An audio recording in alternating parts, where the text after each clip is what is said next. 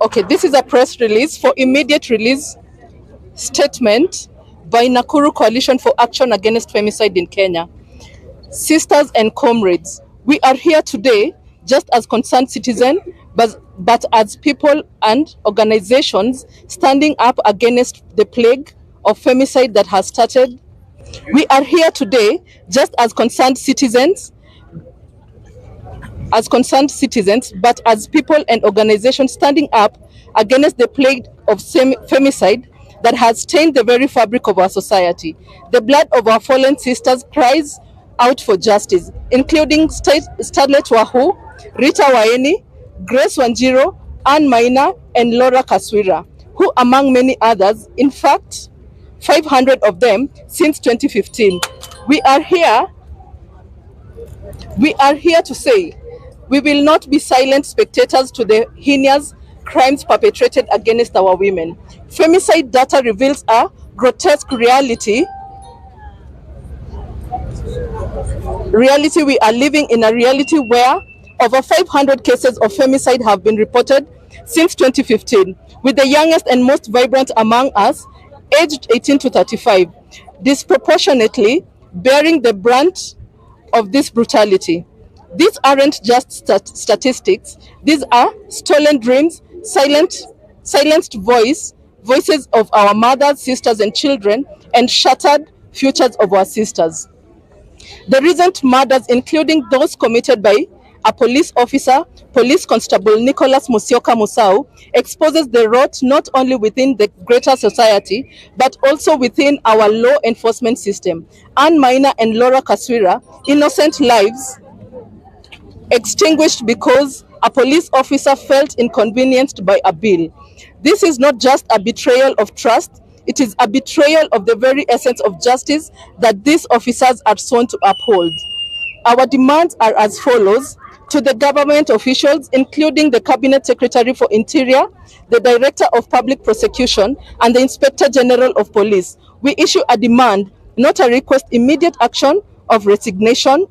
We refuse to accept half-hearted promises and empty condolences. The time for platitudes has passed. Our demands are non-negotiable. We call upon the following government officials to address the crisis.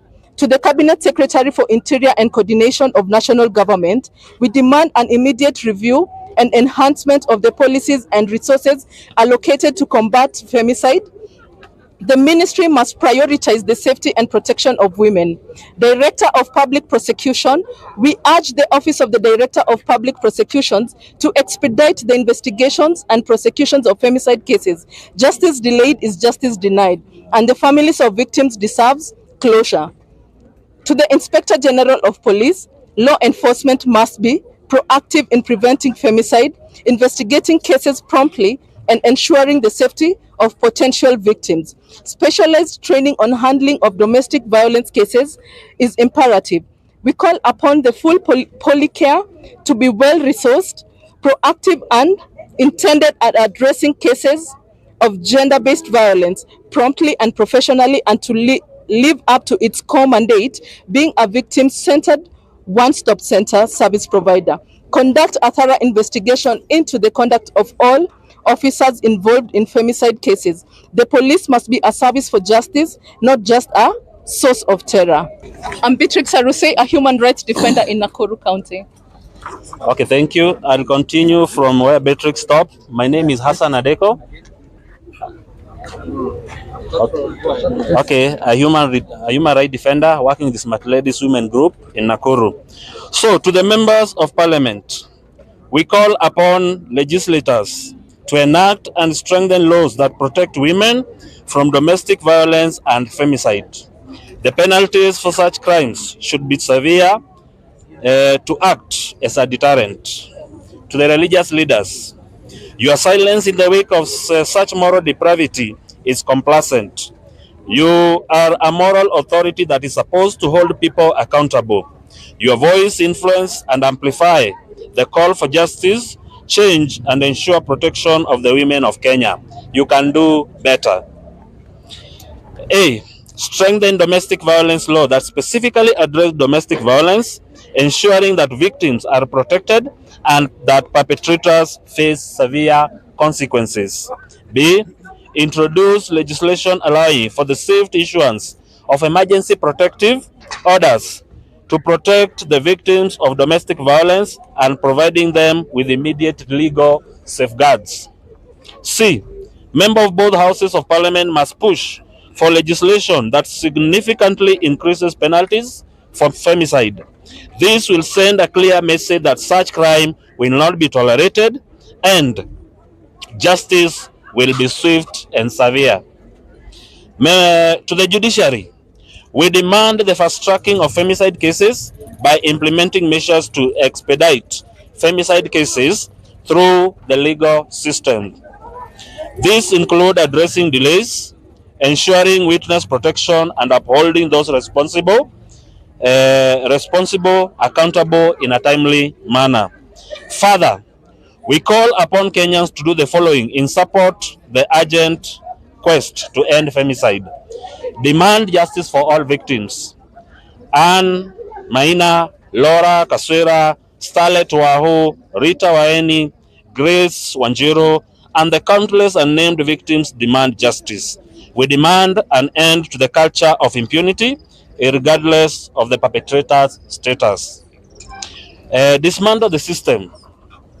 The systematic failure that allows femicide to persist must be dismantled. No more delays, no more excuses. We demand accountability from those who swore an oath to protect us. Demand police overhaul now. The police force must be purged of those who betray their oath. We demand immediate action against Police Constable Nicholas Musyoka Musau and a thorough investigation into the conduct of all officers involved in femicide cases. Exercise community vigilance. We call upon our community to be very vigilant. We must protect our sisters, our daughters, and friends from those who seek to harm them. Silence in the face of violence is complicity. Push for radical legislative overhaul. Our legislatures must enact laws that strike out fear into the hearts of potential perpetrators. Femicide should carry severe consequences, and we demand radical legislative changes to reflect the urgency of this crisis. Our message is clear. Enough is enough. We will not be silenced, and we will not allow our sisters to be forgotten. It is time, it is time for this, and it is revolution now. Let the powerful tremble at the voices of outraged citizens in solidarity and in defense, signed by all the organizations who are supporting this clarion call and march. Thank you.